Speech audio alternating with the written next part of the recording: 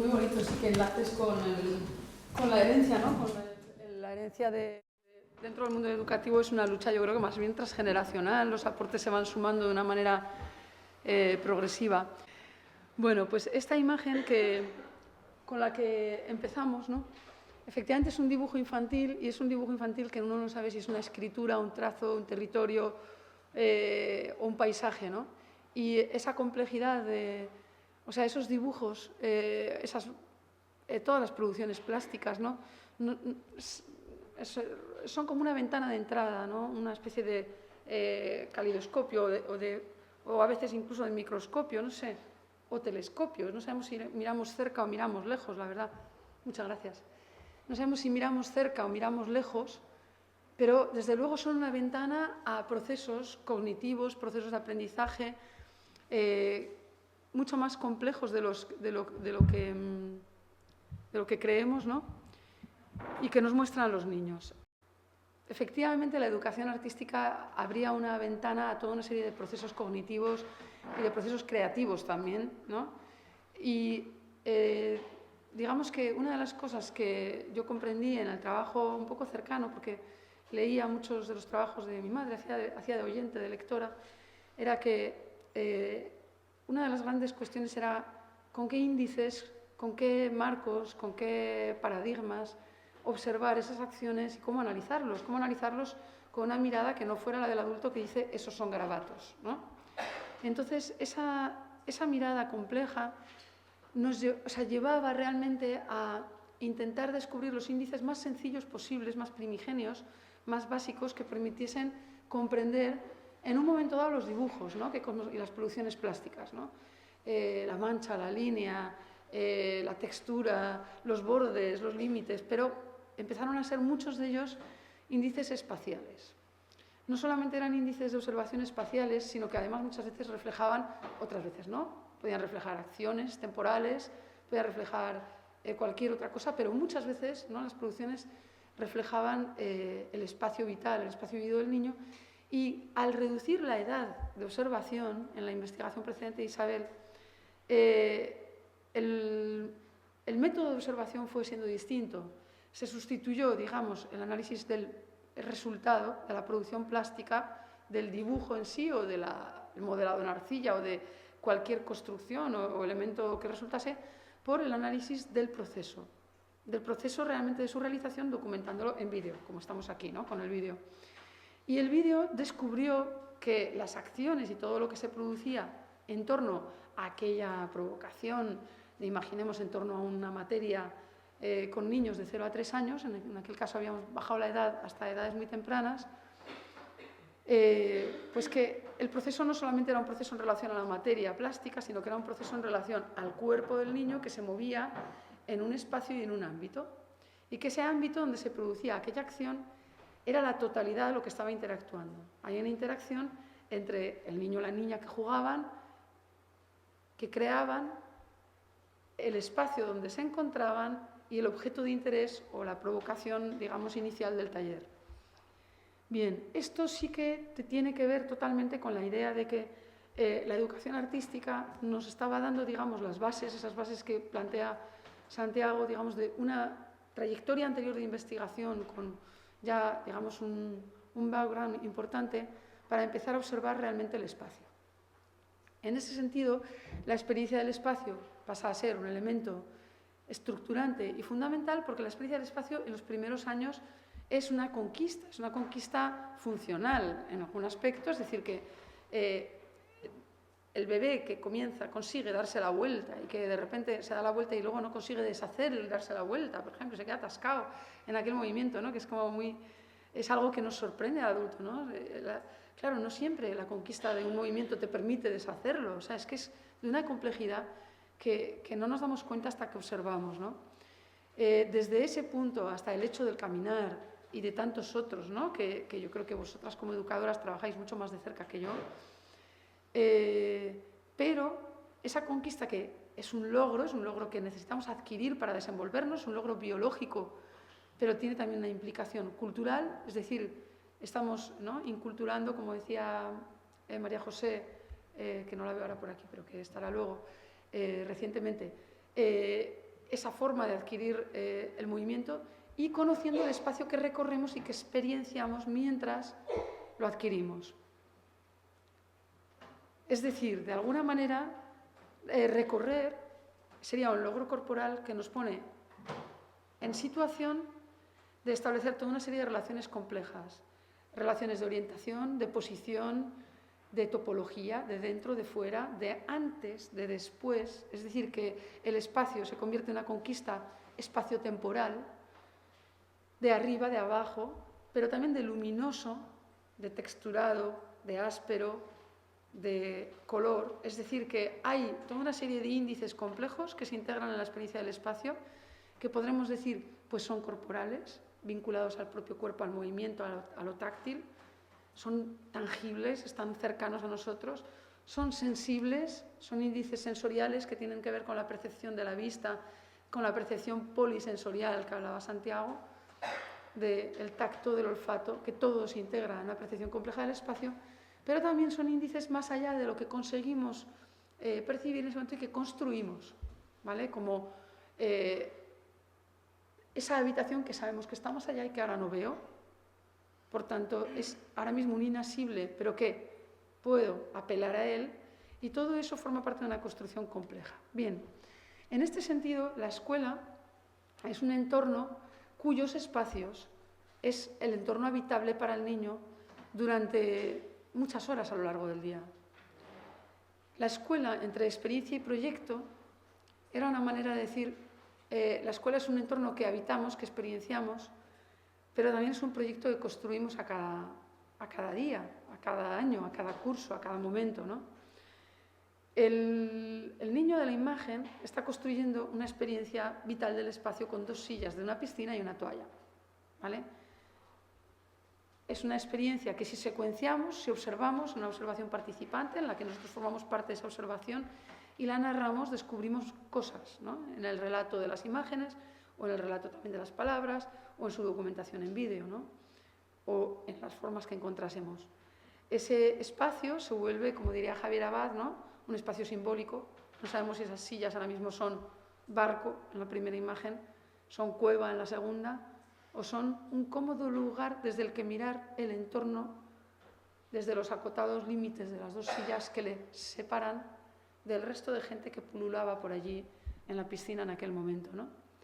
Los elementos más sencillos, más flexibles y más transformables se convierten en excelentes motores del juego con el espacio porque son polisémicos, nos permiten resignificarlos de maneras múltiples. En ese sentido, por ejemplo, ¿no? Los espacios de juego simbólico que hablamos, yo ahí sí que estoy haciendo una digresión, pero bueno, sería crítica con los juegos excesivamente dirigidos, ¿no? Me parece muy interesante, a veces sí, ¿no? El objeto, no sé, cuando ponemos un cuenco nos sirve para generar un juego y tiene una cierta significación y una connotación, pongamos, de la cocina pero si solo es un cuenco, mejor, ¿no? Porque podrá ser un cuenco y 1000 cosas más. Entonces, quedarnos en ese punto, ¿no? De los espacios simbólicos antes de ponerles nosotros el adulto el nombre, ¿no? Justo casi cuando parece que va a surgir, pero todavía no.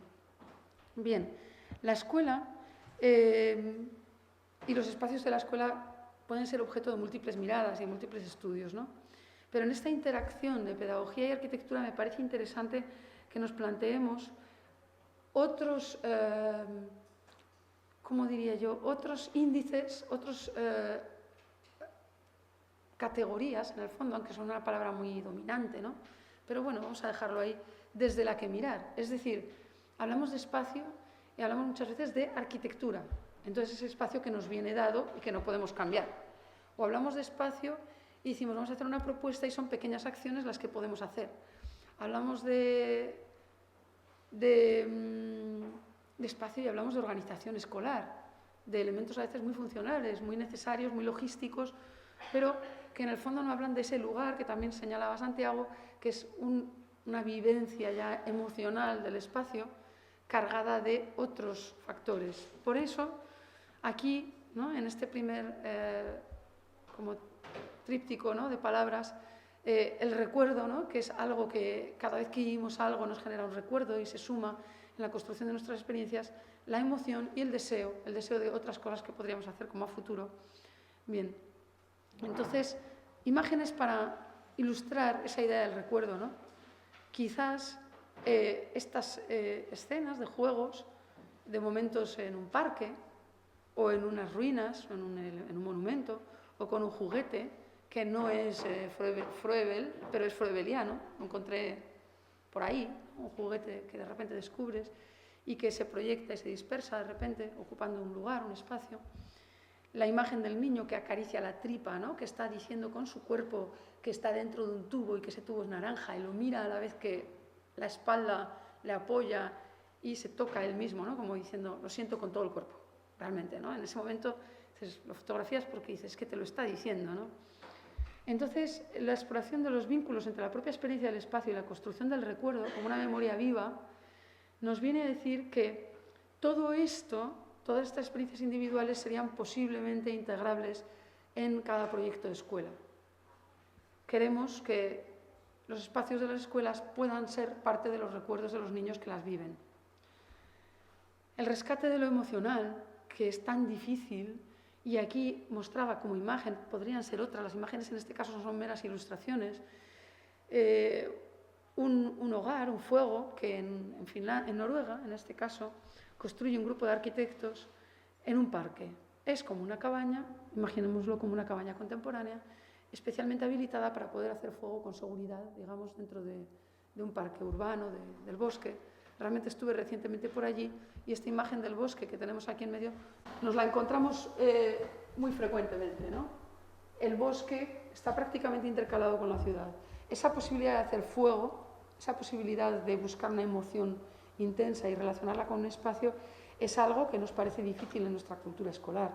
Pero si no fuego, agua, no sé. Pero podemos buscar elementos que realmente nos apelan directamente a lo emocional y que construyen o que pueden constituir en torno de sí espacios. La escuela como deseo y como deseo colectivo, es decir, estas emociones, estos recuerdos, nos llevan a también hablar de deseos. Los proyectos primero son deseos y los deseos son, antes que nada, emociones. En este caso tenemos una escuela construida en cooperación por un proyecto apoyado por una ONG, por una arquitecta, Anna Heringer, alemana, que se desplazó a la India y que hizo con medios locales y con gente local su primer proyecto casi como estudiante, que ha sido publicado en todo el mundo. Es decir, también una apelar a... Aquí igual no es el lugar, pero habría que ponerlo con cartel y en grande, ¿no? O sea, a dejar hacer cosas, ¿no? A no poner tantas trabas, a tú todavía no puedes, ¿no? Sí se puede y sí se puede hacer juntos, ¿no? Entonces, es un proyecto muy, muy bonito. A nivel constructivo se hizo con cañas de bambú, con barro, con tecnologías locales, con materiales locales, desde un carácter ecológico enorme, pero sobre todo respondiendo a un deseo colectivo. Y aparece este espacio maravilloso de la imagen aquí de la izquierda, que es el aula con saris de color, con telas recicladas, que pasa esa luz, que es luz como color, como una vidriera, ¿no? Y este otro espacio, que es como un túnel, que dices, ¿y qué será, no? Bueno, pues este aula tiene un túnel que rigidiza estructuralmente el edificio, está hecho en barro, pero también es un espacio cuya inercia térmica, que sería una palabra muy arquitectónica, es mayor. Las horas de mayor calor, ese espacio guarda el fresco y los niños descansan y se reúnen. Pero es como un espacio íntimo, casi diríamos amniótico, un poco uterino, ¿no? ¿Vale? Donde lo cualitativo, ¿vale? La cualidad del espacio modifica claramente todo, ¿no? Es un elemento sustantivo. Bien, la escuela como protección, como emancipación, como mediación. 3 palabras de nuevo. Vamos a ver, ¿no? Capítulos como de 3 palabras cada uno, intentando explicar desde esas otras perspectivas, muchísimo más vinculadas a las emociones y a la experiencia del espacio, el lugar escuela, ¿no? Entonces la escuela permite, aquí tenemos la imagen, ¿no? De 2 niños que en un jardín, un espacio verde, construyen con un elemento de jardinería, estos plásticos verdes de hacer mallas y de hacer límites, ¿no? Se construyen su propio cerco, que es lo que habían decidido hacer en base a un material extremadamente sencillo, también flexible, polivalente, barato, fácil y asequible, y unas cuerdas. Y en esta experiencia, de la cual no he traído el proceso, pero realmente era bonito, uno de los grandes retos fue cómo se hacen los nudos. Y detrás de los nudos hay un gran conocimiento también, ¿no? El cómo anudar, eran niños de 3 años y medio, 4, era todo un reto que tenía que ver con la cooperación también, ¿no? Entre ambos, un niño y una niña. Bien, como espacio protector, la escuela parece necesaria en el sentido vital, ¿no? De espacio habitable en el que las familias dejan, ¿no? A sus hijos y efectivamente una de nuestras principales funciones sería custodiarlos, ¿no? O sea, protegerlos y que ese espacio habitable sea amable, lo que decía el pedagogo, ¿no? Amable y bello, ¿no? Tenemos aquí una escuela en Tokio, en Japón, donde es una escuela infantil. En el periodo infantil se comprende de 0 a 6, como en Italia, Francia, Finlandia, Japón, muchos otros países, ¿no? En el que realmente es un rectángulo la planta, ¿no? Del edificio, es decir, es algo bastante sencillo, pero la relación interna de los espacios es completamente distinta. Son unas bóvedas con arcos que nos permiten ver, como lo vemos aquí en esta imagen, ¿no? Desde una esquina hasta la otra, el edificio en toda su dimensión. Es decir, que la relación entre los grupos es una relación flexible. Si bien hay una diferenciación, estamos aquí, no estamos en todas partes a la vez, hay unos umbrales, hay como unos diafragmas que establecen unos límites, pero ese espacio, digamos, en madera y curvo, genera otro vínculo realmente como una membrana protectora. Son más bien esferas de intimidad, ¿no? La escuela como espacio de mediación, que también establece, digamos, ese edificio, ese lugar que hace una charnela, una bisagra entre la complejidad del entorno, del mundo, de la ciudad donde se inserta y la casa, o digamos, la individualidad de donde viene cada niño, cada familia. Se expresa de manera interesante, digamos, cuando exploramos las transiciones, ¿no? Entendamos cuando cada niño llega a la escuela, si solo el umbral es una puerta, ¿no? Y mira, se abre la puerta, ¿no? Estabas fuera y ahora estás dentro, estabas con tus padres, ahora estás solo, ¿no? Esa escuela como mediación parece que debería explorar todos los espacios intermedios que suceden en la llegada, en el tránsito, en el acompañamiento del dejar de trasladarnos del exterior al interior, en el fondo, ¿no?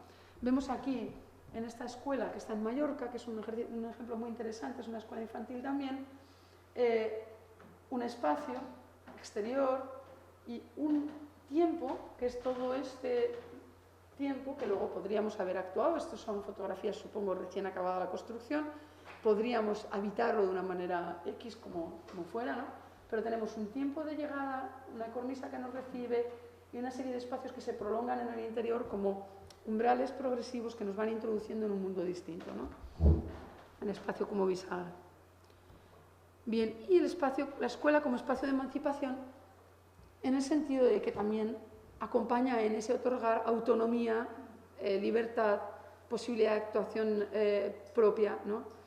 El ámbito escolar puede ofrecer la posibilidad y la libertad dentro de un contexto de seguridad y accesibilidad frente al manejo del espacio dentro de un contexto de restricción, de prohibiciones, de control o de castigo, ¿vale? Es decir, desde esa seguridad que hemos otorgado previamente, en esa protección, podemos dar libertad, ¿no?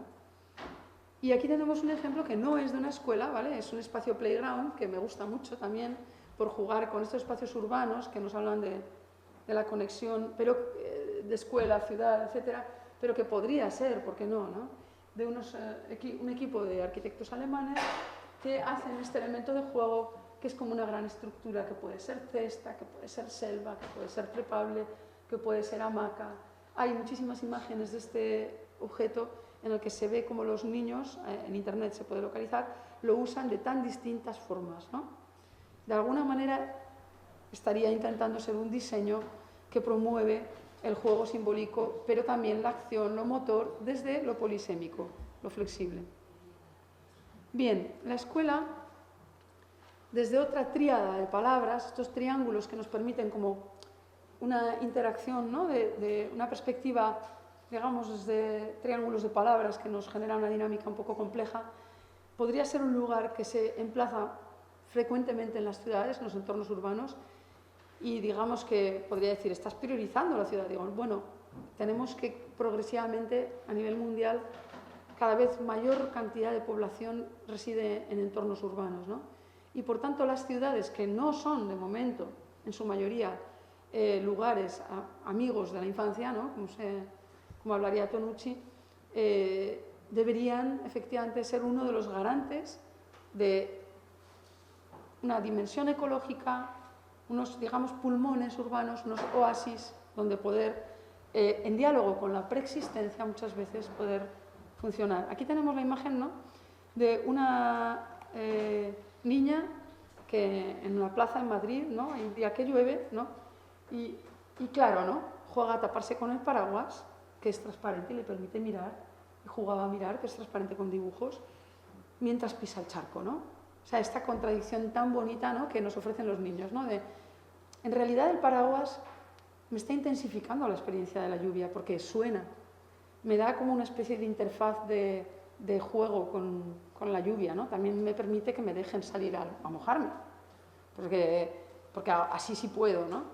Pero yo también quiero pisar el charco, ¿no? Bien, la escuela como experiencia de ecología en un entorno urbano, que me parece un reto muy importante, también en un entorno rural, pero especialmente, digamos, en un entorno urbano habría una especie de responsabilidad añadida. Quizás van a ser las plazas, los parques, las escuelas de los pocos oasis donde de manera libre se pueda posibilitar un encuentro con la naturaleza. Y veremos al final, en otro capítulo, imágenes durísimas, ¿vale?, de los patios escolares que encontramos en ciudades donde es facilísimo que fueran de otra forma. Por ejemplo, aquí también, por el clima, ¿vale? Madrid es más duro. Bueno, entonces tenemos aquí una escuela en París que parece muy interesante porque de alguna manera está respetando estos árboles, ¿vale?, existente, una preexistencia, en este caso un árbol, ¿no?, y utilizando los árboles que había para meterse, dejando una serie de agujeros, ¿no?, horadando la escuela como si fuera un gruyere, ¿no?, y generar unos espacios de relación, unos oasis de exterior y una continuidad con el tejido urbano. La imagen de la cubierta nevada nos hace percibir la idea como de un paisaje, ¿no?, urbano a otra escala por encima del edificio. Y me diréis, ya, pero yo no estoy aquí, yo no estoy en estas escuelas, ¿vale? Yo la que tengo es la que tengo. Bueno, esto veremos, preparar una segunda parte de la presentación intentando hablar, ¿no?, de cómo podríamos generar criterios de observación, de intervención, de mirada sobre, en el fondo, entornos existentes, porque esta idea de la preexistencia aquí tiene que ver con la ciudad, es decir, la preexistencia sería en este solar complejo y difícil, ¿vale? Como arquitecto podemos entender que nos han puesto un regalito a resolver, ¿no? Este solar con una relación con la calle muy pequeñita, con muchísima profundidad, con edificios altísimos alrededor, con medianeras ciegas, generando sombras, ¿no? Entonces, el diálogo con la preexistencia es interesante en este proyecto, que coge esas medianeras, esos balcones, ese paisaje urbano con sus texturas, con sus materias, con sus singularidades, es París, y lo mete, ¿vale?, como un elemento activo dentro de los espacios exteriores de la escuela, ¿vale?, que parece que es como que hacen de catalizador del entorno urbano. Y juega al exterior como una, digamos, escala de casita, de elemento de diálogo a otra escala, y con ventanas, ¿vale?, carpinterías de distintas alturas que generan esa escala. El vínculo con el medio urbano, ¿vale?, nos puede hacer pensar en la ciudad como escena lúdica y territorio de experiencias. La ciudad como un sitio muy divertido a descubrir. No solamente mitifiquemos la naturaleza, por eso ese diálogo entre ecología y ciudad, ¿no? O sea, los escalones de una plaza, la bajante que echa agua, el bordillo, el dintel de una puerta, todo eso es un paisaje muy rico, ¿vale? Toda una herencia, ¿no?, muy interesante que genera esa conexión del niño con la ciudad. Bien, y la escuela como objeto encontrado, y aquí sí ya tendríamos, digamos, una pequeña aproximación, sí arquitectónica, luego veremos desde el punto de vista pedagógico, o de la acción más a la escala de lo que podemos hacer. Aquí tenemos una intervención en un patio escolar en Canarias, Canarias, donde había unas marquesinas en este patio como cuadrado y en cada uno de esos entrantes laterales había algo para echar sombras, punto. Que estaba deteriorado, estaba corroído y había que tirar. Bien, y por la razón que sea, ¿no? Un equipo de arquitectos sensibles al juego, al espacio, yo no los conozco, pero sería estupendo saber un poco más de lo que piensan, pero yo sí creo que la mirada sensible y creativa es capaz de descubrir muchas veces vía intuitiva y en ese poder de la intuición que nos decía Einstein, ¿no? En la charla anterior de ten fe en esa intuición, es capaz de descubrir posibilidades que luego, si las buscamos su fundamentación, la tienen, ¿no? Y yo creo que van a dar muchísimo juego, ¿no? Entonces, buscan estos recorridos diagonales, que era la clave de cómo ese espacio podía, en vez de ser un agujero en medio, coser toda la escuela, ¿no? Con movimientos, con relaciones de la gente, y jugar, en vez de con un cuadrado de luz y unas sombras perimetrales, jugar con estos óculos, huecos, ¿no? Que van a ir moviendo la luz a lo largo del día, señalándonos las horas y estableciendo un paisaje lúdico a la vez que sensorial. Bien, cerramos esta primera parte con la escuela desde otra tríada de palabras que tiene que ver con el compromiso, en el fondo, que sería, digamos, la posición ética de cómo un espacio sí puede reflejar una dimensión ética, incluso política, es decir, cuando una escuela coloca, imaginemos a todos los niños en el mismo nivel, está generando una relación igualitaria entre esos grupos. Si de repente yo pusiera, imaginemos, una torre, estoy exagerando, ¿no? Una torre con el despacho de dirección arriba, de 5 plantas, ¿no? Oficinas y tal, diría, oye, estoy poniendo una especie de torre de marfil al equipo directivo. O sea, estaríamos generando con los espacios y con las jerarquías significados, en esta exageración que he planteado. Pero sí es verdad que, por ejemplo, los habituales pasillos, ¿no? con puertas en serie, están hablando de un espacio productivo, un espacio que tiene que ver con la revolución industrial, en primer término, que busca optimizar cuantitativamente las cosas. Si yo hago una batería con el espacio de pasillo, no tan estrecho que no pueda pasar, pero vamos, mínimo y suficiente, optimizo sistemas constructivos, optimizo todo, lo que digo es cuantos más mejor. Y evito, digamos, espacios de relación social que podrían generar cohesión y comunidad. O sea que sí tenemos significados de este tipo. Aquí tenemos 2 niños jugando en una hamaca, que se vuelve un espacio lúdico, ¿no? Estético por los colores, y ético, de compromiso entre ellos, ¿no? De jugar a un equilibrio, de no tirar al otro. Es decir, que todo espacio podría tener estas entradas, ¿no? Bien, aquí tenemos un ejemplo muy sencillo de una escuela en Austria que a mí me gusta mucho esta escalera, ¿vale? Como ejemplo, es una ágora, es un teatro, es un espacio en el que dejamos que suban, y no tenemos tanto miedo, no va a pasar nada grave. Tienen escalones altos que pueden saltar porque son bancos y tienen escalones pequeños del tamaño de un escalón. Tienes una escalera funcional y tienes un graderío que es un espacio de relación social, comunitario, de diálogo. O sea que hay un significado ético en esa voluntad o político, en esa voluntad de transparencia y, de alguna manera, el espacio en esa otra dimensión estética. Aquí tenemos un ejemplo de una escuela en Pamplona, al lado, en Berriozar, es un ayuntamiento anexo, que se convocó mediante un concurso que hizo posible una propuesta, digamos, con unas iniciativas desde el punto de vista de la arquitectura más poderosas. Aquí un poco de nuevo la forma en la que las convocatorias se producen, esto en nuestro campo, en arquitectura, pero también en educación.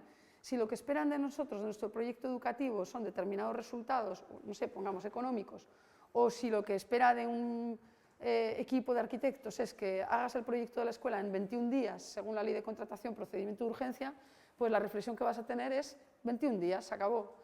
Si esperan de ti algo más y lo plasma la administración en la convocatoria del concurso, pues será posible algo más, ¿no? Aquí un espacio donde los materiales, la luz, el color, las carpinterías, son realmente una experiencia estética, ¿vale?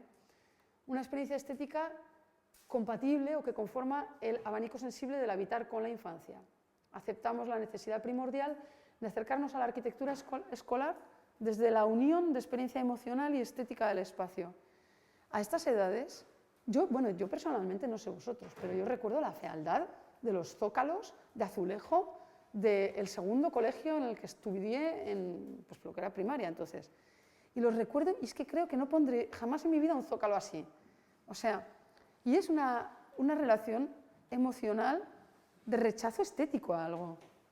Y quizás se carga de otras cosas, ¿no? O sea, esos pasillos de zócalos de color verde claro, colegio, no sé, ¿no? Y no era un colegio que arquitectónicamente estuviera mal, ¿eh? Tenía grandes ventanales, se correspondía con el inicio de la modernidad y tal, pero se había quedado en ese punto como... hay elementos, ¿no? muy duros, ¿no? A nivel estético. Bien, y la escuela como experiencia lúdica, tenemos aquí un diseño de Enric Miralles, un arquitecto catalán, y Beneta Tagliabue, su socia, en aquel momento, que proponen una alfombra voladora, ¿vale? Como forma que luego construyen en hormigón y se prefabrica, pero es un elemento lleno de imaginación y es como un mobiliario urbano que se posa en los parques, ¿vale? Lo podéis encontrar en algunas playas de Barcelona, en algunos lugares urbanos. Realmente ha tenido éxito entre los ayuntamientos, es decir, que sí es posible también transmitir otra forma de hacer las cosas y que sea aceptado y que se integre, ¿no? Es una colina, es un valle, es un lugar de juego que permite otra forma de sentarse a los adultos, pero que fundamentalmente está arraigado en la infancia, ¿vale? Y vemos aquí cómo se produce este juego libre, esta seriedad del juego en que los niños se meten en complicidad con el adulto que les mira. Vemos aquí el ojo, ¿no? De me escondo hasta que veo al que me fotografía, me olvido de quien está con la cámara para finalmente, cómplices ambos dos niños, jugar a esconderse y a relacionarse conmigo que estaba fotografiándolos en aquel momento, ¿no? Es decir, hay una especie de juego de sincronía, es un territorio complejo, ¿vale? Y es una pieza que ocupará, pues no sé, 2 por 3 metros, ¿vale? Bien. Aquí, hasta aquí, una definición, digamos, de la escuela que podéis decirme, pero es que no estamos ahí, no, estamos en otros sitios, tenemos la escuela que tenemos, ¿no? la que nos tocó y qué podemos hacer. Entonces a mí me parece muy interesante que aquí nos planteemos, a ver cómo se pasa aquí la diapo, vale, es que se bajó, vale. Que nos planteemos de alguna manera cómo mirar, cómo diagnosticar, cómo analizar para ver cómo podemos actuar en entornos preexistentes, ¿vale?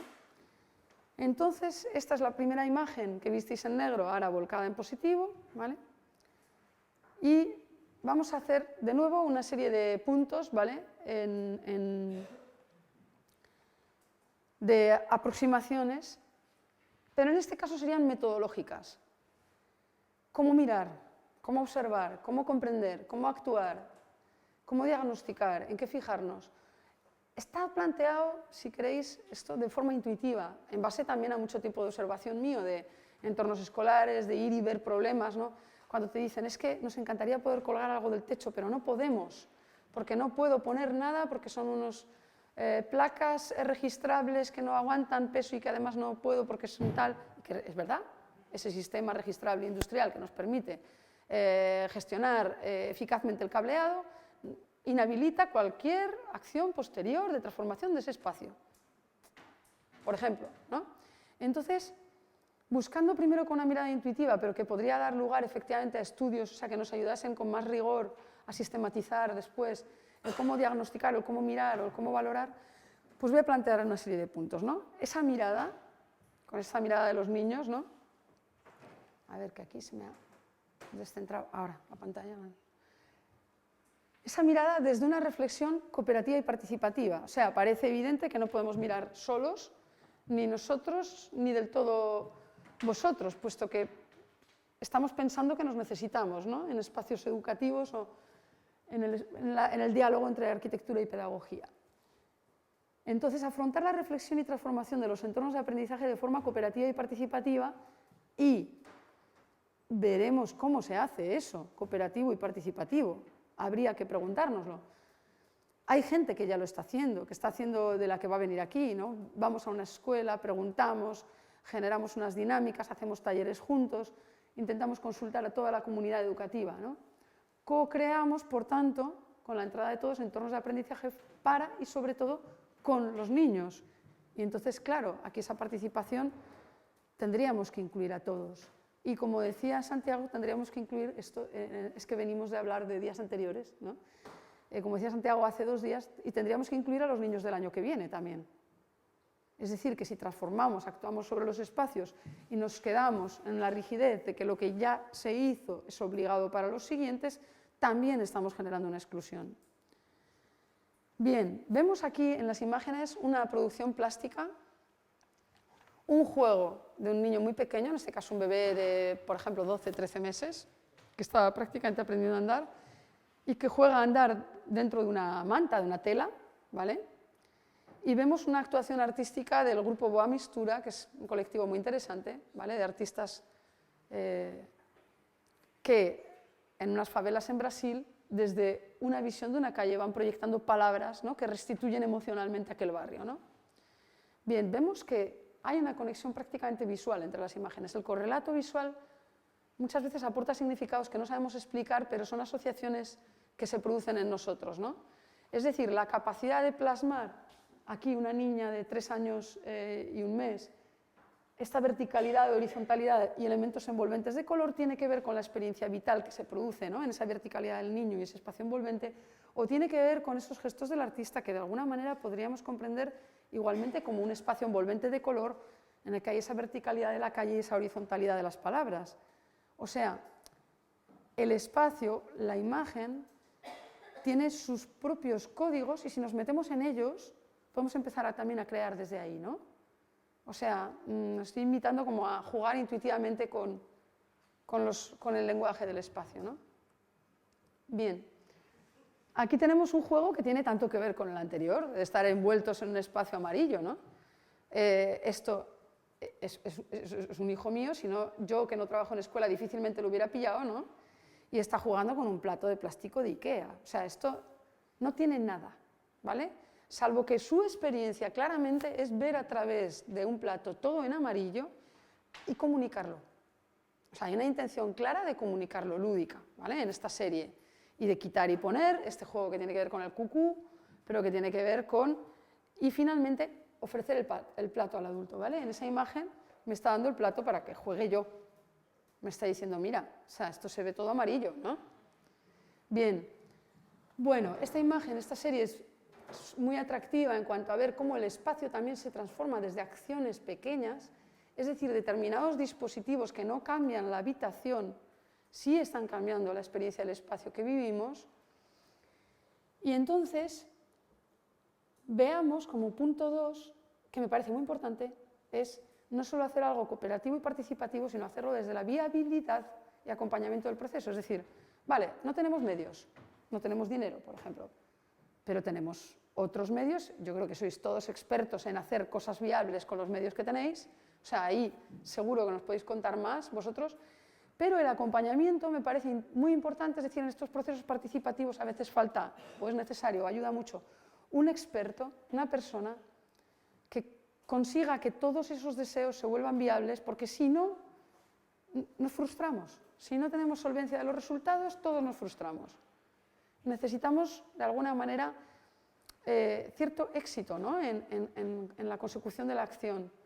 Entonces, ese mediador que gestiona la participación y que facilite las herramientas adecuadas nos ayuda a conseguir transformar el espacio. Volvemos aquí a las imágenes de Boa Mistura, ¿vale?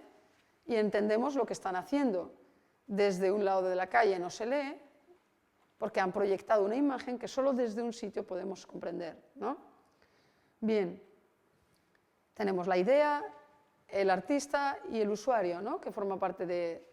Bien, desde la dialógica entre contingencia y utopía, es decir, ¿es soñar cambiar la favela? ¿Es una utopía? Pero la contingencia, la realidad es que tengo aquí un cubo de pintura que me han dejado, que esta comunidad quiere que haga esto y puedo. O sea, entre el sueño imposible y lo que puedo hacer. Entonces yo creo que es como moverse, como cuando los niños juegan a, bueno, pues no tengo un vaso, pero voy a jugar a que esto es un vaso, es la tapa del USB y juego a que bebo, ¿no? Entonces ese juego que hace posible, ¿no?, a través del mundo simbólico lo que no es. Esta dialógica entre lo necesario y la utopía, entre lo posible y el sueño, utilizando de forma efectiva y realista los materiales y espacios existentes, los medios materiales y recursos humanos para soñar y construir horizontes viables y transformaciones profundas. La esfera de la posibilidad, querer para saber, saber para soñar, soñar para hacer. Este juego, ¿no?, que hacen los niños. Bien, la escucha, es decir, aquí hemos estado como observando, vamos a escuchar o a observar desde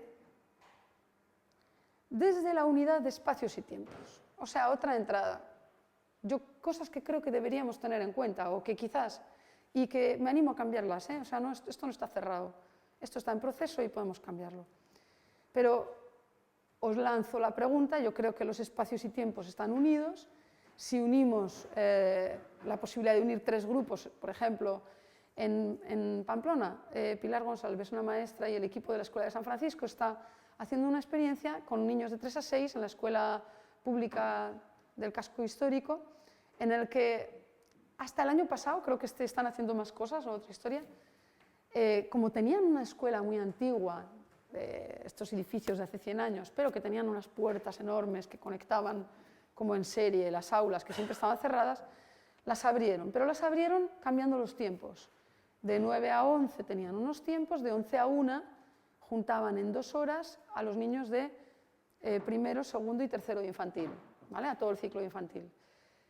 Tienen una condición de bajas ratios, pero con alta multiculturalidad y muchísima diversidad. En el casco viejo es donde, digamos, más complejidad social se produce en Pamplona, ¿no? Entonces, les ha dado un proyecto en el que están ensamblando espacios y tiempos, ¿vale?, como dimensiones estructurantes y de naturaleza pedagógica. De alguna manera es como decir, las celdas de los horarios son como las celdas de las aulas. Hay ahí algo que, si queremos flexibilizar, tendremos que tratar conjuntamente. Bien, tenemos aquí en las imágenes un niño que mira a través de una pieza de madera y un artista que mira a través de la rueda de una bicicleta con la que pasea por una ciudad poniéndole espejos, ¿vale? Ese reflejo que mete en la rueda de la bicicleta nos está hablando de un juego, ¿vale?, infantil, de nuevo, o como de un mundo artístico, creativo, conectado con un juego infantil. Diréis, ¿qué tiene que ver? Bueno, pues sí, que a lo mejor los espacios y los tiempos los puedo conectar inventándome un juego. A lo mejor puedo llevar un objeto, ¿no? Digo, yo no puedo transformar el cole, pero yo a lo mejor puedo llevar una bicicleta por dentro del colegio, a lo mejor lo puedo grabar, sí, a lo mejor puedo dar una cámara a los niños y que atraviesen el espacio y que creen una secuencia, no lo sé, tendremos que inventárnoslo, ¿no? Bien, desde la concepción del proceso continuo, la idea del aprendizaje como proceso continuo es más vuestra que de nadie, o sea, yo creo que es un tema recurrente y muy importante, pero si lo casamos con el espacio, tenemos un punto más, y con el tiempo, por supuesto. Ese punto que diríamos que estamos desayunando, levantándonos de la cama, desayunando, salimos al colegio, vamos atravesando por la ciudad, llegamos a la escuela. Para el niño eso es una experiencia continua.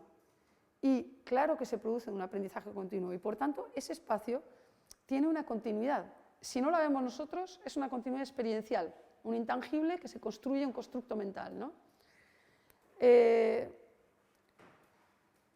Concebir el aprendizaje como un proceso continuo, tanto dentro como fuera de la escuela, en diálogo e intercambio con el mundo, nos lleva a concebir el espacio de la escuela vinculando exterior e interior. Y aquí digo, como un territorio de gradientes, y sí que la imagen intenta ilustrarlo. Unas cuevas socavadas por el agua, esto es en Navarra, es muy bonito, es el nacedero de la Arteta, una excursión, pero ves como es un espacio que los niños en el juego lo viven como un interior, si bien no está separado del exterior, o sea, es un continuo, te vas metiendo en ese cuenco y sientes un interior a la vez que aquello está totalmente imbricado con el exterior. Es como, ¿vale?, una imagen metafórica que nos explica muy bien ese proceso mental donde realmente las fracturas no son tales, ¿no? ¿Cómo tendría que ser la escuela para esto?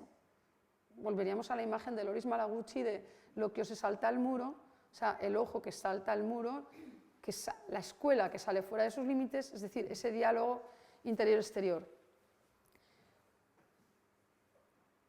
Tan difícil hoy, porque yo veo que en Madrid cada vez las escuelas se vayan más y se cierran más, ¿vale? Parece que hay un problema, digamos, de contradicción entre la protección legal del interior, de la visibilidad y la relación natural de todos estos procesos, ¿eh? O sea, que es un tema muy difícil luego en la realidad. Bien, aceptar la multiplicidad de dimensiones, o sea, creo que no podemos intervenir en el espacio sin tener en cuenta que hay un componente corporal, sensorial, emocional, cognitivo, y que todo eso se superpone. O sea, si construimos una tienda de campaña con un tetraedro, ¿vale?, con unas barras de madera en el patio, vamos a tener la emoción de meternos dentro, que va a ser intensísima, y más en los niños, al tiempo que vamos a entender el número de piezas, la geometría, las matemáticas, la unión, los nudos que podamos hacer, y si la tapamos con una tela amarilla y pega el sol, de repente vamos a estar dentro de ese ámbito como amniótico bañados en amarillo.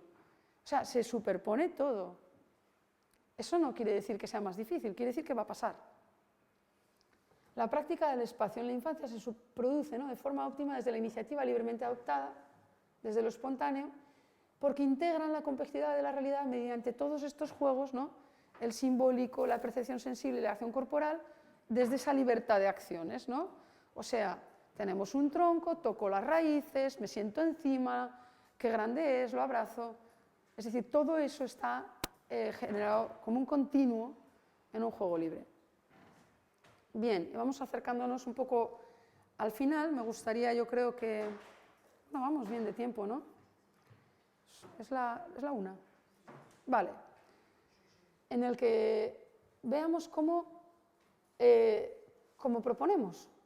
Desde dónde proponemos, tendremos que comprender el problema, sobre qué queremos actuar, qué queremos hacer, ¿vale?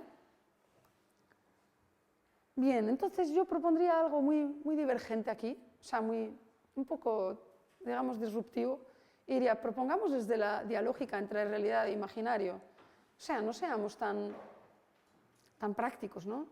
Podemos proponer desde la idea de que, pues no sé, tiramos unos cojines al suelo y a lo mejor van a ser otra cosa en el juego simbólico e imaginario. Propongamos desde este árbol, que era un árbol del jardín botánico, que se convierte en cueva automáticamente. Es decir, que comprender el espacio desde la dialógica de realidad e imaginario nos ayudaría a contemplar tanto los escenarios físicos donde tienen lugar los procesos educativos, o sea, como ese distinto, por ejemplo, amueblamiento real, donde ponemos estos muebles, donde del aula o de los espacios comunes cambia el espacio físico y la forma en la que voy a actuar, la pedagogía que voy a poder llevar a cabo, como el constructo intangible que los acompaña. O sea, por ejemplo, sacamos las estanterías y los bancos y las cosas que tengamos pegadas a las paredes en el aula y las llevamos al centro, pero al centro pues uno aquí, un mueble, otro ahí, un mueble bajo, y de repente digo, he cambiado la organización del aula, no sé si va a funcionar, esto es un caos, pero lo he sacado de la pared. Ahora la pared podrá ser algo donde si pongo una pintura que puede ser pintable, puedo actuar. Pero he dividido el espacio del aula porque he puesto una cosa en medio o dos y por tanto tengo el espacio A, el B y el C. Claro, entonces los niños podrían esconderse o separarse en grupos y decir, yo estoy aquí y esto es un barco porque aquello de allá es tierra. O sea, es decir, que esa separación funcional va a tener ecos en todos estos planos, ¿no? Propuestas que permitan la constante resignificación simbólica, como hablábamos antes, cuanto más abstractas, más polisémicas, y ofrecer entornos como un soporte inacabado, no totalmente acabado, no 100% definido, ¿no? Por tanto disponibles para el despliegue lúdico y para generar metáforas, ¿vale? Jugaremos al como si lo que damos no es solamente, no es tan figurativo que arrastra una única significación, ¿no?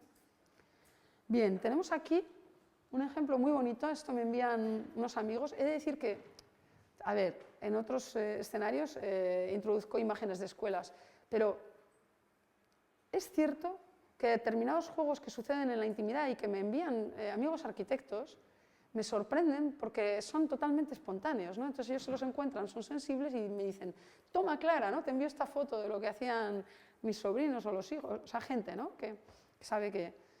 Entonces esto es un ejemplo, a mí me parece fascinante, ¿no? De dos niñas que son mellizas, ¿no? Y se trasladan de domicilio y claro, pues no tienen nada más que la alfombra y una sola caja de juguetes que habían abierto, que eran unos Playmobil, y un bloc de notas de papel. Y entonces, claro, con el bloc de notas de papel doblan las hojas por la mitad, las ornamentan con determinados motivos dibujados por ellas, pero con ese ángulo que no es un ángulo recto, sino que es un ángulo obtuso, ¿no?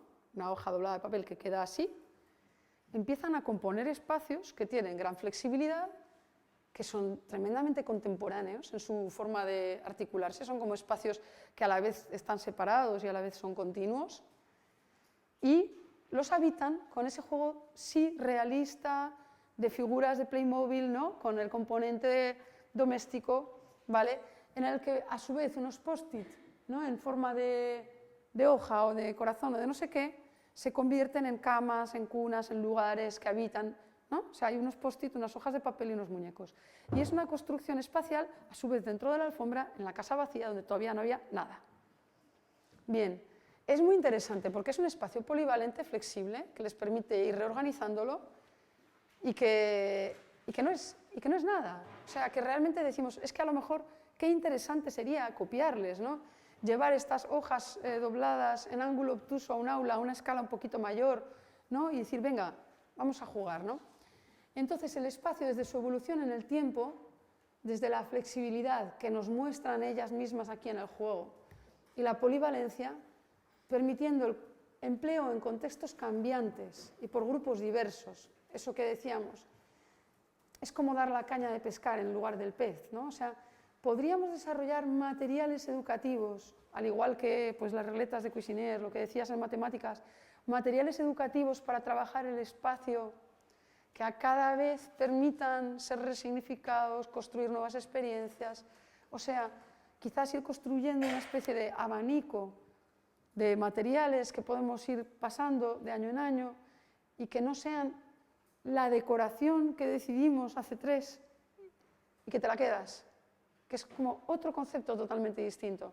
No tiene que ver con la decoración de un ámbito, que también un ámbito tiene que tener, pues sí, a lo mejor puedo poner una pared de un color porque realmente afecta, ¿no? a todas las sensaciones que lleves ahí dentro, pero jugar con el espacio sería encontrar los instrumentos para poder hacer que jueguen ellos a transformar, ¿no?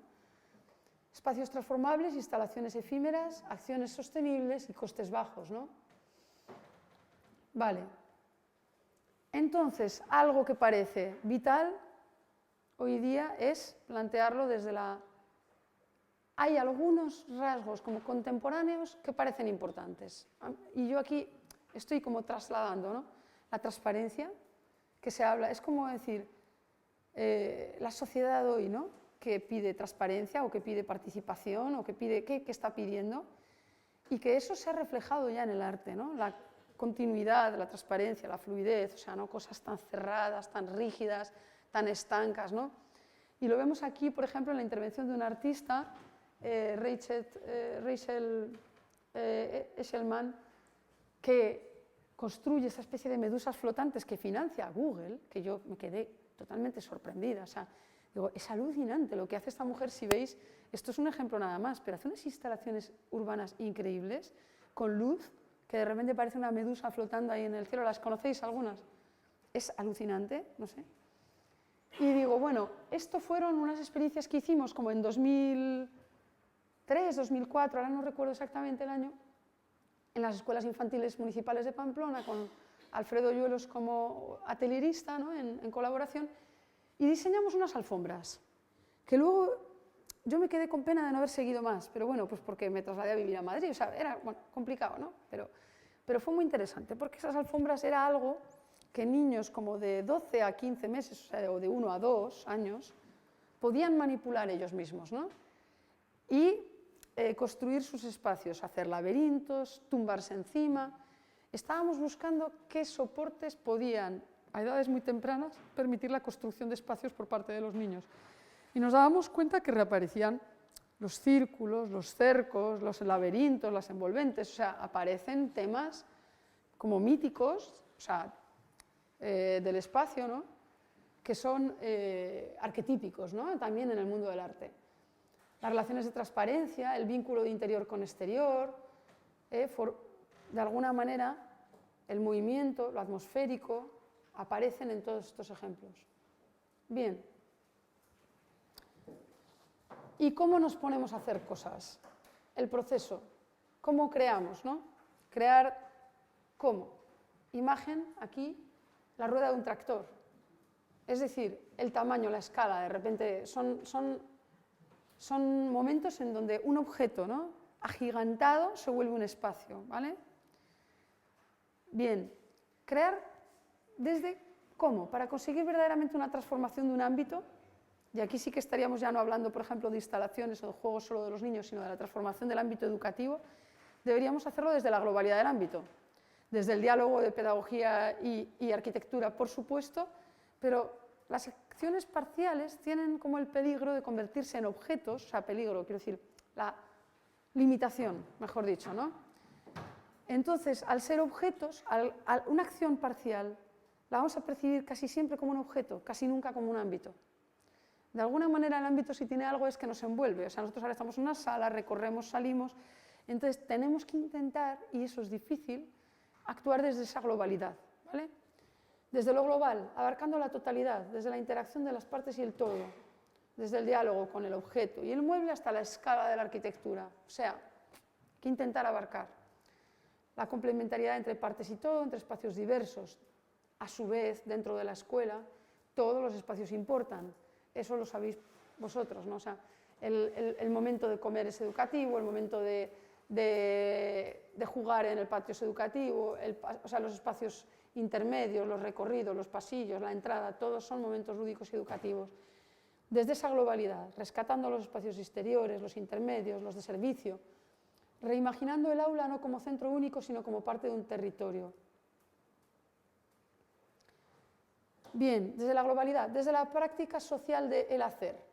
Es decir, por ejemplo, este es una escenografía, hubo muchas muy interesantes, de un ciclo que hubo de teatro para bebés, se llamaba así, Rompiendo el Cascarón, que era fantástico, que lo gestionaba la Casa Incierta, una compañía focalizada a niños muy pequeños, prácticamente a bebés, ¿vale? Ellos lo llamaban teatro para bebés, bien, que emigraron a Brasil por la restricción económica en España. O sea, nos hemos quedado sin la Casa Incierta, que era una maravilla. Bien, entonces, un círculo, una escalera y unas cajas en un espacio que estaba transformado globalmente porque era la caja negra del teatro, ¿no? Ese espacio negro que posibilita la acción teatral, que parte de esa neutralidad primera, en la cual cualquier cosa que saques ya afecta a la globalidad del ámbito, era un espacio escénico increíble, ¿no? En el cual actuaron los actores y finalmente fue invadida por los niños, ¿no? Bien, diseñar los entornos de aprendizaje, integrando la naturaleza social de la acción, es decir, aquí todos podían participar al final, mediante procesos participativos, tomando conciencia de los procesos creativos, vale, pero favoreciendo códigos de diseño abierto, es decir, compartiendo soluciones, ¿no? Algo así como creemos un banco de propuestas, ¿no? Mira, yo tengo un círculo, una alfombra, la pongo ahí y la podemos itinerar por distintas escuelas. Prototipos rápidos, es decir, hacer cosas de bajo coste que nos permitan probar y equivocarnos. Puse este círculo y no pasó nada. Bueno, pero no costaba mucho, vamos a cambiarlo, ¿vale? Incorporando materiales de la industria y su reutilización, recuperación o reciclaje, pero quizás a otra escala que la que hacemos habitualmente, que hacemos la reutilización y el reciclaje a escala de objeto, ¿vale? Bien, desde la emoción y la empatía. Tenemos aquí dos imágenes de Alfredo Hoyuelos, manos de niños tocando, ¿no? Este momento tan bonito en el que vemos la mano central que siente, ¿no?, las puntas de la hierba que tocan la palma de la mano, y aquí la obra de un artista, Olafur Eliasson, que pone un espejo en un espacio verde y, claro, crea un pozo atrapando el cielo, ¿no? Y es una acción tan sencilla a la vez, ¿no? Tan emocional, o sea, nos vincula como si fuéramos todos Alicia a través del espejo, ¿no? En este momento, ¿no? Es preciosa esa obra y es extremadamente sencilla. Entonces, volver a lo mismo que hemos dicho desde el principio, reimaginar la escuela mapeándola desde lo emocional y la empatía con el usuario. Frente a las 4 paredes que nos restringen el escenario de emociones, de lo íntimo, lo protector o la emancipación que hablábamos al principio. Actuar desde las emociones nos facilita integrar la emoción personal, la historia vivida, la biografía y el grupo en el entorno de aprendizaje colectivo, ¿no? Bien, pero tenemos que actuar, no solo proponer y proyectar, imaginar. Actuar e implementar. En cierta forma, si os dais cuenta, estoy siguiendo los pasos de eso que ahora está tan de moda, aunque no exactamente, que es el design thinking, ¿no? Que se habla de tal, métodos de diseño, tal. Observa, comprende, pero claro, cuando intentamos observar con todo lo que sabemos y toda la experiencia que tenéis acumulada, o sea, tenéis años de observación, quiero decir, el tema a veces es hacerlo aflorar, ¿no? Quizás alejarse para volver a comprender el problema, ver cómo proyectar,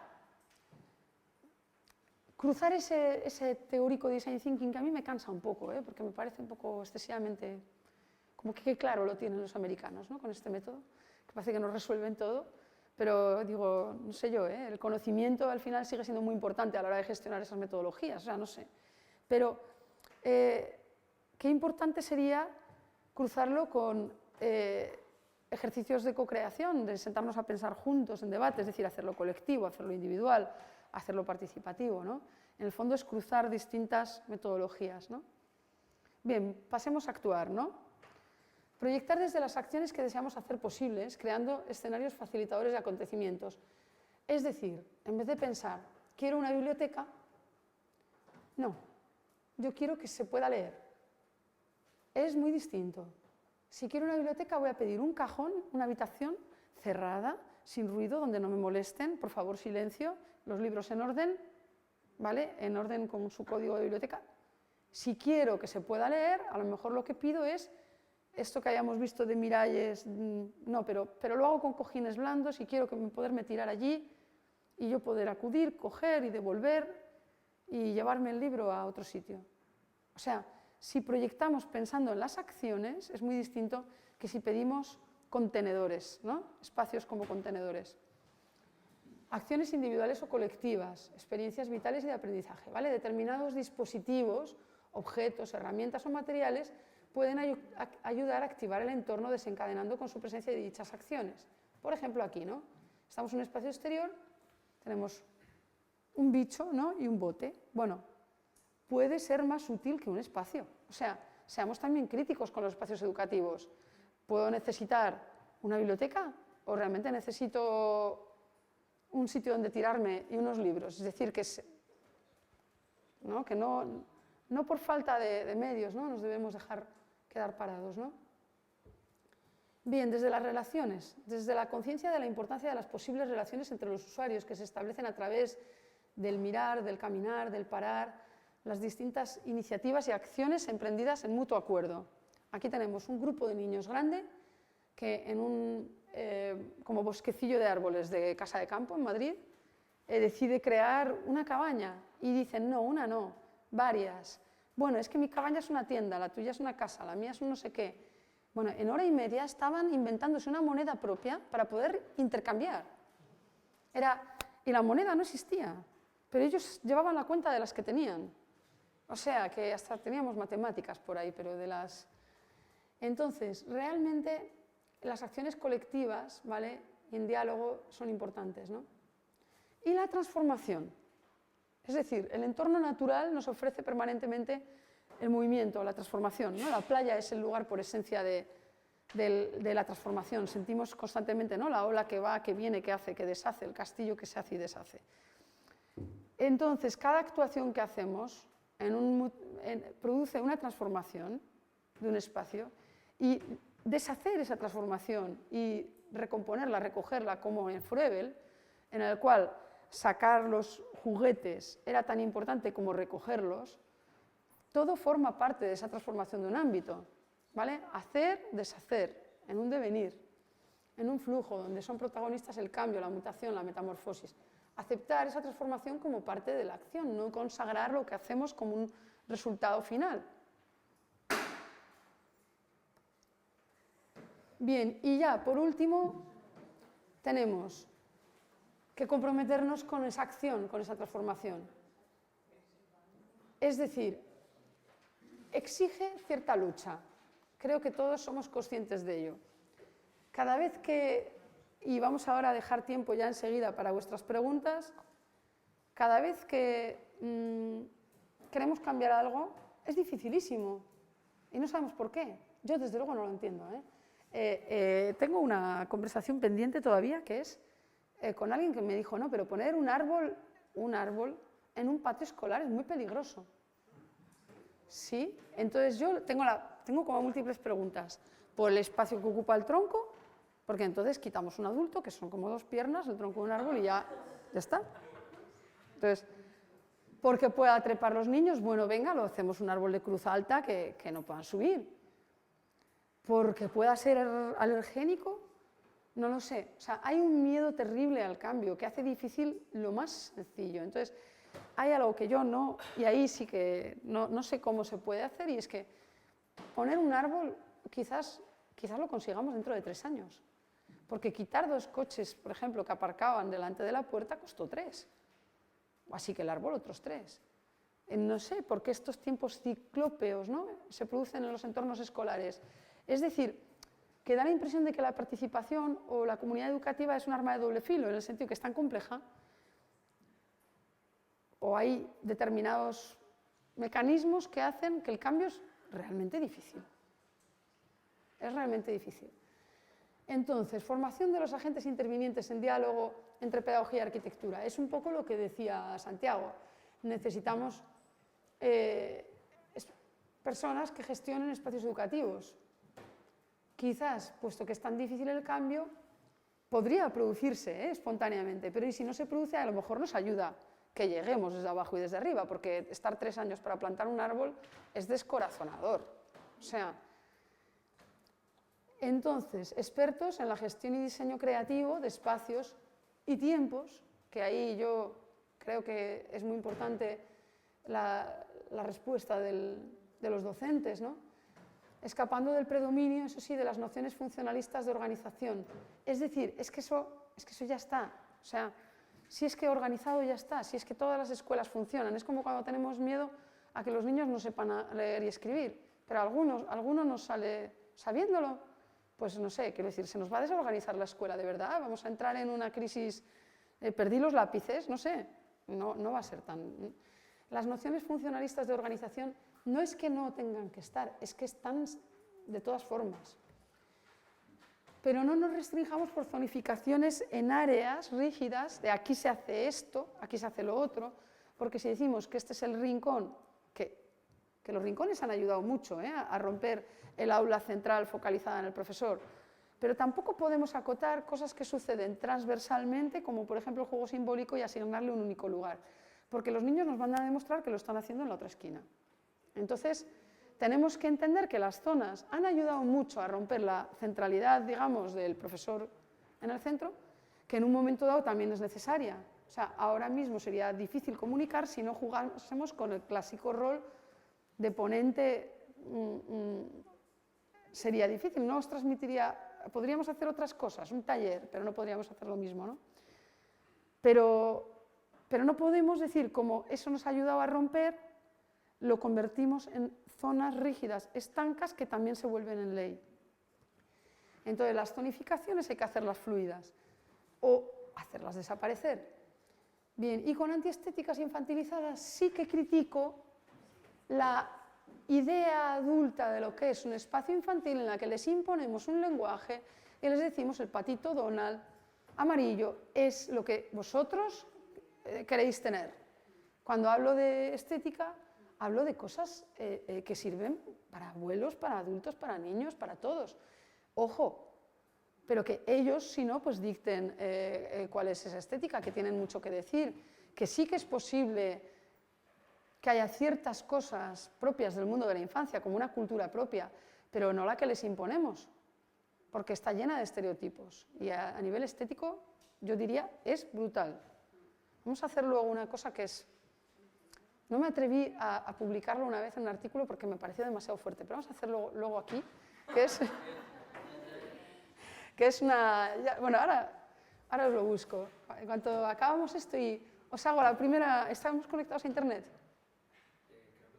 Vale, pues os hago una búsqueda en Google muy sencilla y nos quedamos así con lo que sale, ¿vale? Bien. Entonces, cooperar en entornos de aprendizaje desde el diálogo, acompañamiento, seguimiento, que yo creo que son palabras en las que estamos todos de acuerdo, ¿no? Diálogo, acompañamiento, seguimiento y llevando a cabo transformaciones integradas. Compromiso transformador, ¿vale? Queremos cambiar las cosas. No cambiarlas para mandar de otra manera, pero cambiarlas para que vayan cambiando y luego pues que se vuelvan a transformar, ¿vale? Sí queremos que los entornos de aprendizaje merezcan ser recordados. Esto lo digo como final porque es que realmente en la investigación que he hecho de doctorado de huellas de la infancia en el impulso creativo, es que nadie habla de, salvo los dos froebelianos, Frank Lloyd Wright y pues alguno otro, nadie habla de la escuela. Las experiencias fundantes donde ellos se inspiran fueron externas al entorno escolar. Qué duro, ¿no? Como crítica. Vale, estoy hablando de la escuela de inicios del siglo XX, a lo mejor, porque si estudio autores de ahora, se formaron hace muchos años. Pero es que no merecía ser recordada. La han borrado de sus experiencias vitales, porque eran experiencias tan dirigidas que la experiencia que ellos rescatan como motor de su creatividad es una experiencia espontánea, fuera siempre del entorno estructurado, ¿no? Y eso es muy duro. Hablaba con Alfredo y me decía, hombre, yo espero que algunos de nuestros niños sí ya digan, y yo creo que ya sí, ya hay gente que te dice, no, qué bonito aquello que hacíamos, ¿no? En la escuela, que lo tengan como un recuerdo integrado, ¿no? O sea, estamos hablando de la escuela disciplinar, la que no merecía casi ser recordada, ¿no? Y bien, salir del olvido, ¿no? Último punto. Desde el mundo adulto frecuentemente dejamos sentir el espacio como hecho vital, o sea, lo olvidamos. ¿Cómo cojo esto tal cual, no sé qué? ¿No? Llega un niño pequeño y se esconde debajo de la mesa. Yo no me atrevo, ahora, ¿no? Es decir, tengo mi comportamiento codificado, pero eso me hace olvidar la experiencia vital. En la rutina que adormece nuestra percepción de lo cotidiano, ¿no? En la codificación. Pero ciertos eventos nos despiertan sorpresivamente su presencia. Muchas veces dices, bueno, una luz, ¿no? Qué bonito. La emoción estética, que parece algo como banal, es una llave muchas veces para despertar el olvido, ¿no? de lo cotidiano, ¿no? Ciertas prácticas creativas nos lo revelan de nuevo como esencial. Los artistas siguen manteniendo vivo, y en ese sentido sí que las escuelas de Reggio Emilia juegan, o sea, con el atelierista, que siempre es un creativo, porque saben que despierta constantemente a niños, a educadores, o sea, que ejerce ese papel de mantener vivos vínculos con cosas que si no se adormecen, ¿no? Pero los niños y niñas son quienes lo viven más intensamente como práctica espontánea, ¿no? Vemos aquí una caja que se desempaqueta y las instrucciones, ¿no? Es que, vamos, o sea, dices, esto durante un buen rato forma parte de... Esta caja no se puede tirar. Problema, ¿qué hacemos, no? Pero mientras el contexto escolar no permita surgir en ellos, ¿no? Diversas experiencias vitales, sensoriales, emocionales o cognitivas, no saldrán de la amnesia. Habremos aprendido cosas, pero los olvidaremos porque no son experiencias autodirigidas por la motivación, ¿no? Interna. Bien, y digo, no saldrán de aquel detestable zócalo pintado para no ser manchado. Es decir, el espacio de prohibición, ¿no? De no toques. ¿Por qué? Si es que tenemos pinturas ahora mismo que son para dibujar encima, son pizarras, pared pizarra. ¿Pero por qué? Venga, hombre, utilicemos las las paredes, ¿no? O sea, manchémoslas. Y voy a haceros una búsqueda en internet. A ver, aquí. Cuando digo esa estética infantilizada, esos esquemas, o sea, ¿cuál es el imaginario colectivo? A ver si... bueno, me deja. Le digo que sí a esto, ¿no? Pincho aquí y digo...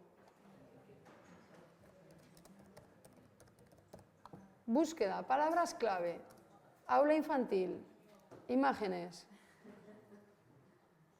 Pues ya lo tenemos. Por ejemplo, ¿no? Que nos estructura nuestras preocupaciones Google. Google nos dice, lo que buscamos es dibujo aula infantil. O sea, yo no lo entiendo, ¿eh? Aula infantil rincones, bueno, lo entiendo. Decoración aula infantil, es decir, que el concepto del espacio no es el espacio, es decorar el aula infantil, pero es decorarlo yo.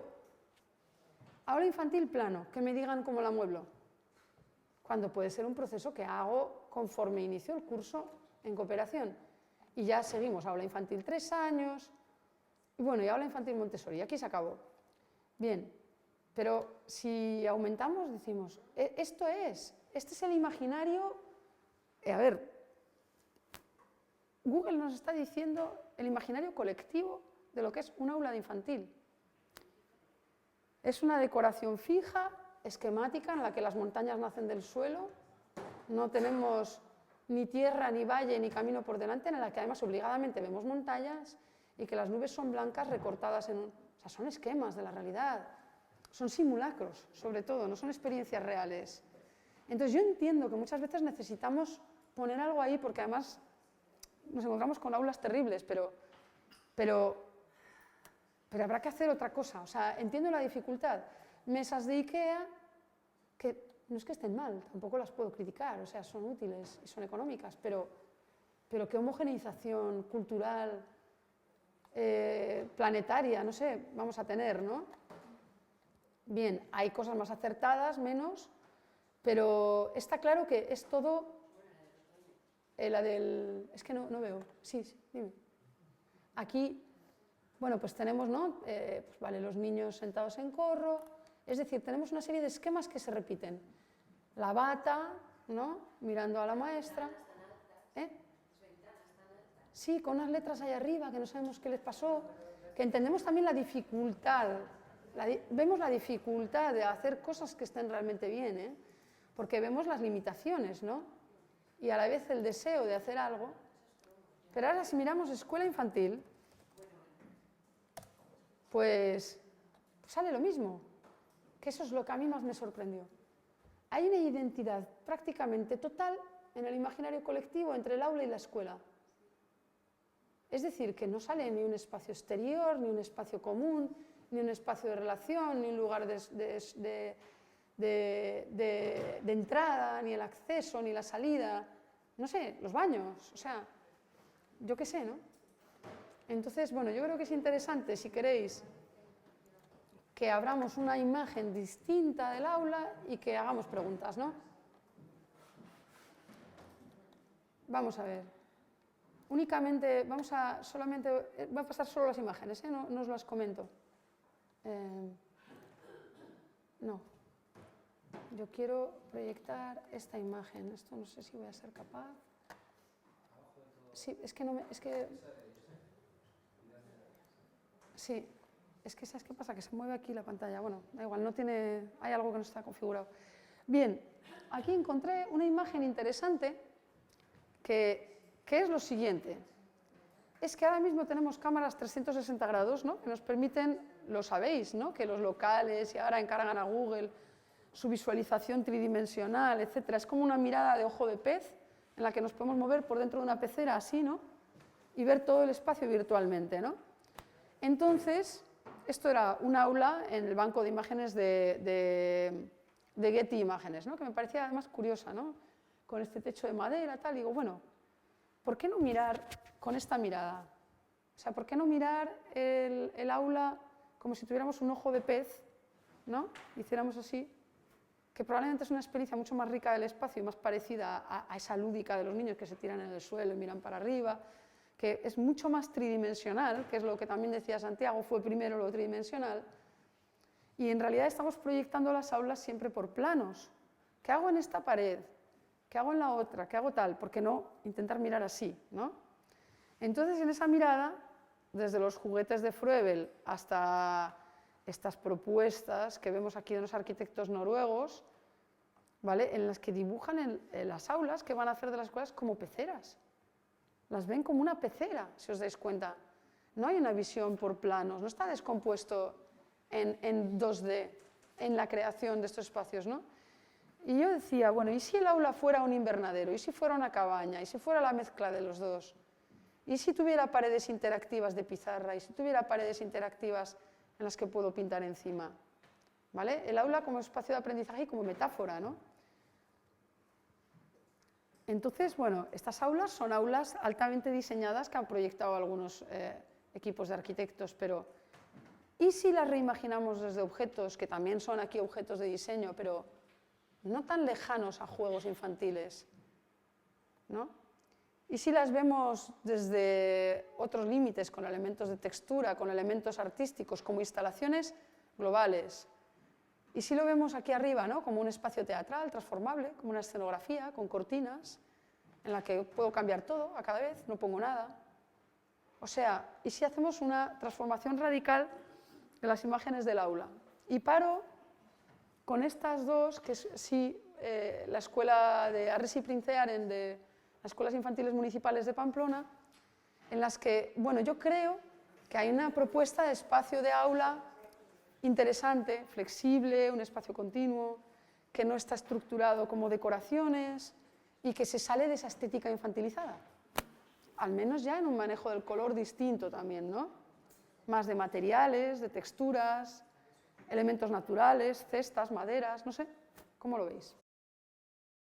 En la pública, tú en tu aula, en un sistema más cercano, donde tienes dirección, ¿no? Donde tienes voz y voto, puedes elegir qué es lo que haces, pero las dotaciones vienen de consellería, vienen del ayuntamiento. Entonces, la pregunta también era un poco, en Pamplona has enseñado que las escuelas infantiles eran un poco diferentes, entonces al final la idea es cómo se consigue a nivel de pueblo, a nivel de centro, a nivel de comunidad, conseguir que un ayuntamiento o que una consellería escuche y esa dotación te la pueda hacer con los criterios que tú le pides. Sí, pues ahí sí te puedo contestar.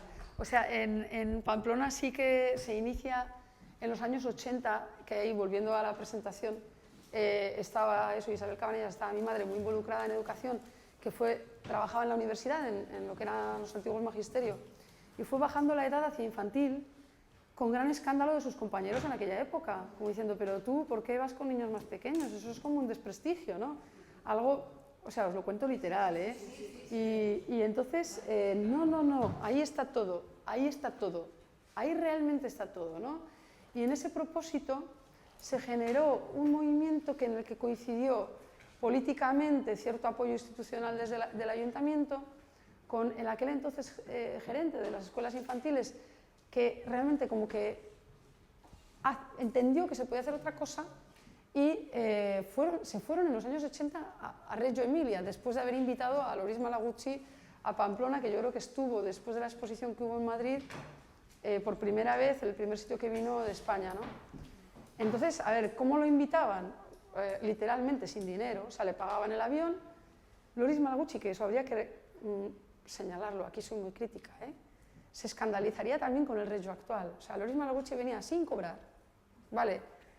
Y sin reclamar nada de toda esta especie de mundo que se ha construido ahora muy mediático en torno a ello, ¿no?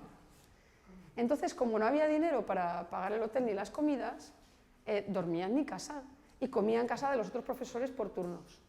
O sea, esto era así, ¿vale? Literalmente hablando, o sea, no hay intermedios, ¿vale? Entonces, ¿por qué? Porque era una persona vocacional, brutal, de lo suyo. Generó eso un impulso y se sumó, entonces, que había, digamos, en la universidad, 2 o 3 personas que apoyaban, claro, formando maestros, aunque realmente no estaban acompañadas por todo el resto de magisterio, eran los raros, ¿no? Con el impulso en el ayuntamiento y luego Alfredo Yuelos, que estaba formado en magisterio y entró en las escuelas infantiles después de estar en Reggio Emilia, lo conocéis como pedagogo, investigador de Loris Malaguchi, que entró como atelierista, que fue un puesto de trabajo que se inventó, es decir, que el ayuntamiento entendió que podía crear ese puesto, que era un atelierista para 5 escuelas.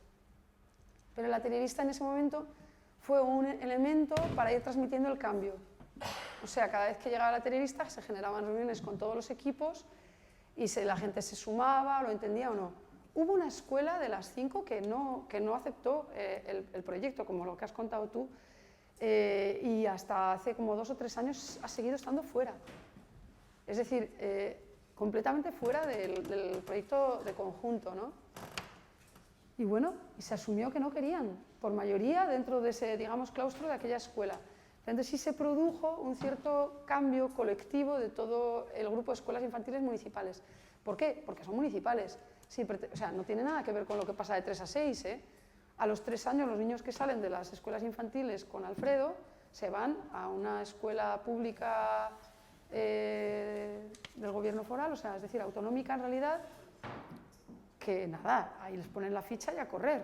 O sea, quiero decir que el cambio se ha producido en una burbuja con unos límites y con una determinada institución. Lo cual quiere decir que, bueno, que quizás el que la escuela infantil esté en manos de instituciones tan variadas como los ayuntamientos la convierte en un sitio un poco marginado del sistema general de educación, pero con muchas posibilidades de generar proyectos locales. O sea, ¿me entiendes, no? O sea, separados del conjunto tienes la posibilidad de hacer algo propio que valga la pena.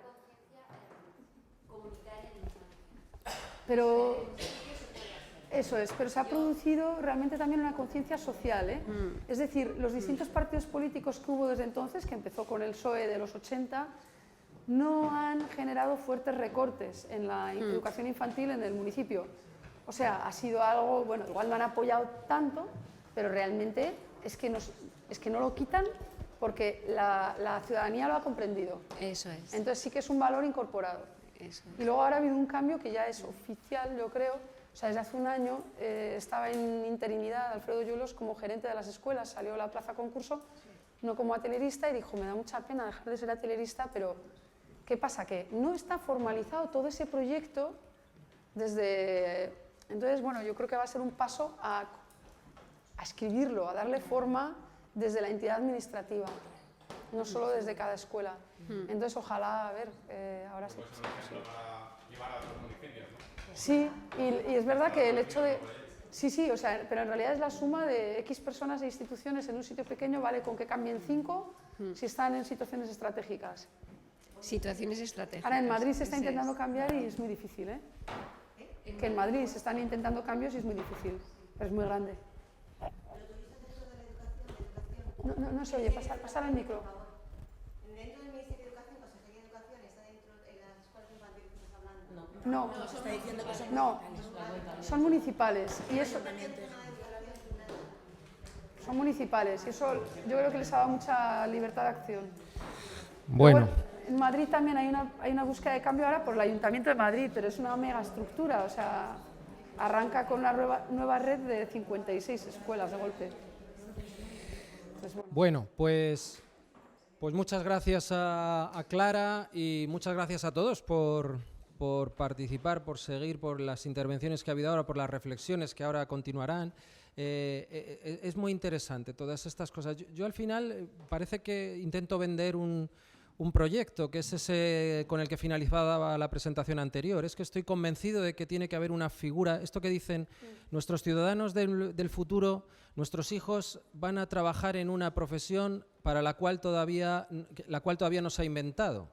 Es que yo estoy convencido que en los centros educativos tendrá que haber esa figura a la que estáis reivindicando, que también reivindicamos. Tendrá que haber esta gestión de esos espacios para que lo público sea de todos, no sea de nadie, para que entiendan los chicos que los patios, que el tirar un papel en el patio, que me pone muy nervioso, digo, llevamos 11 años dándoles educación y haciendo campañas de reciclado y de reciclaje y de reutilización, y por lo que se nos conoce en el mundo son por nuestros botellones. Somos los mejores en botellones y en las fotos finales del botellón. O sea, las fotos finales del botellón, eso es marca de la clase, Made in Spain, debe de estar en otros sitios, pero digo, algo estará transmitiendo mal, porque si luego nuestros chicos cuando salen entienden que como no es de nadie lo puedo dejar en cualquier sitio. Hombre, no estoy diciendo que la culpa sea nuestra, que no lo es, sino estoy diciendo que de alguna manera o metemos esa conciencia dentro de las escuelas que lo que es de todos, hagámoslo de todos y entendámoslo como tal, o si no, difícilmente lo vamos a cambiar.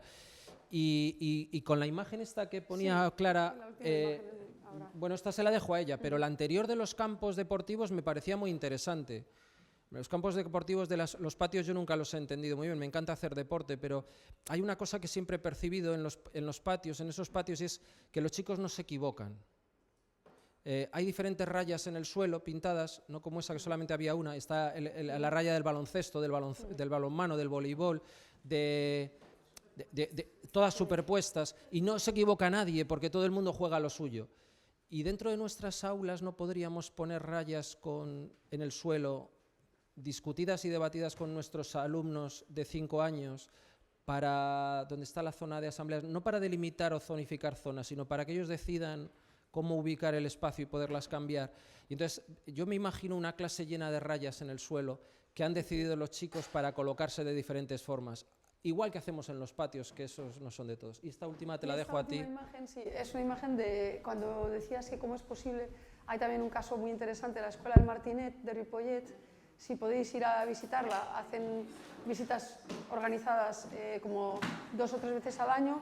No difunden imágenes en internet porque quieren que se produzca una transmisión in situ, en persona, del espíritu de la escuela, y no quieren como convertirse en un producto, ¿no?, pululando por las redes. Y el patio, hay un maravilloso libro que es Afora, ¿vale?, que es esto, ¿no? Entonces yo creo que, bueno, que no es incompatible con el deporte, que sería superponible en realidad. Y si vamos a unos buenos arquitectos, tenemos, ¿no?, RCR, que se llevaron al Pritzker, tienen una pista de atletismo que se integra en un paisaje de bosque y en realidad ves las rayas ahí pintadas y está el bosque, no es una pista. Y es una pista reglamentaria en realidad. Entonces, bueno, ¿no?, integrar todo, ¿no? Y muchas gracias.